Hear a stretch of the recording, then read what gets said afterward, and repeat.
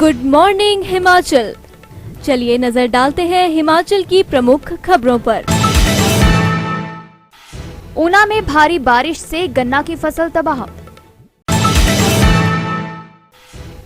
अब चूड़धार की यात्रा पर न निकले श्रद्धालु। माता शिकारी देवी की पहाड़ियों पर फाहे।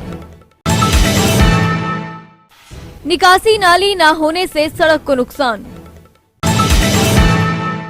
और अब खबरें विस्तार से। ऊना में भारी बारिश व आंधी तूफान ने गन्ना उत्पादकों को गहरे जख्म दिए हैं। आंधी के चलते गन्ने की फसल पूरी तरह से तबाह हो गई है, जिससे किसानों को लाखों रुपयों का नुकसान हुआ है। गन्ने की फसल खेतों में पूरी तरह से बिछ चुकी है।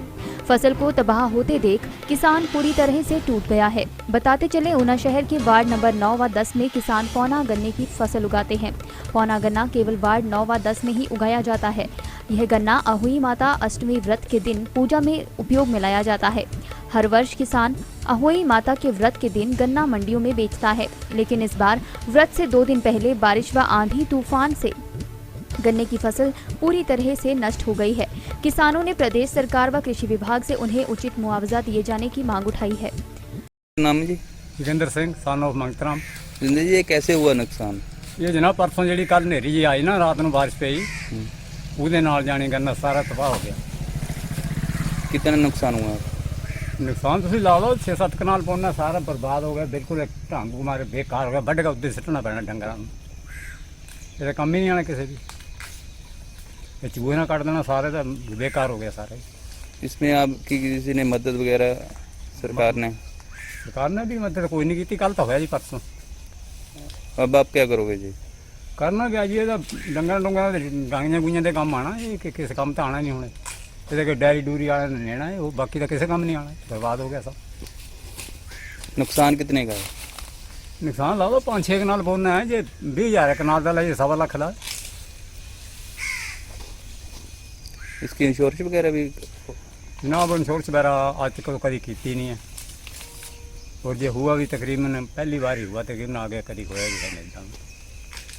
चलो माड़ा मोटा होता उसमें कोई नहीं। अब तो बिल्कुल बर्बाद हो गया सारे का सारा।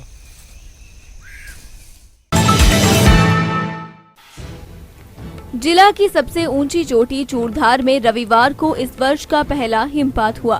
बर्फबारी के बाद मौसम काफी सुहावना हुआ है, मगर क्षेत्र में ठंड का प्रकोप काफी ज्यादा बढ़ गया है। चूड़धार की पहाड़ियों पर सफेद चांदी बरसी। चूड़धार की घाटी चांदी सी चमक उठी है।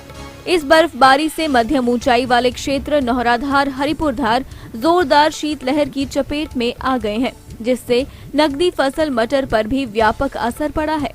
उधर पशुपालकों द्वारा सर्दियों के लिए काटा गया घास भी घासनियों में सड़ने की कगार पर है।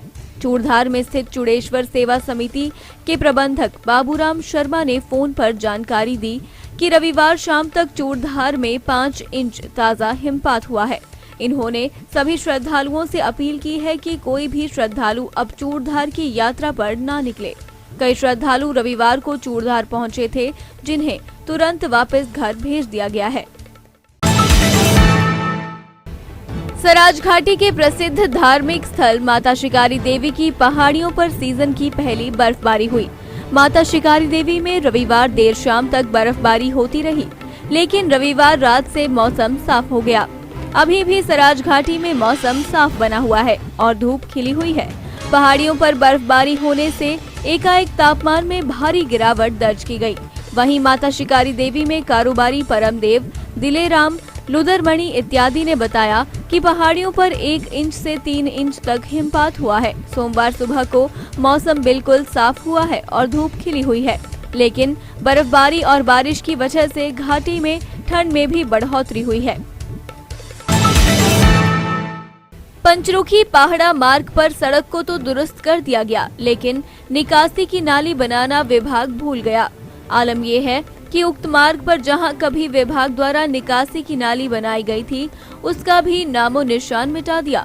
यही नहीं, उक्त मार्ग पर निकासी की नाली के निर्माण के लिए टेंडर हुआ था।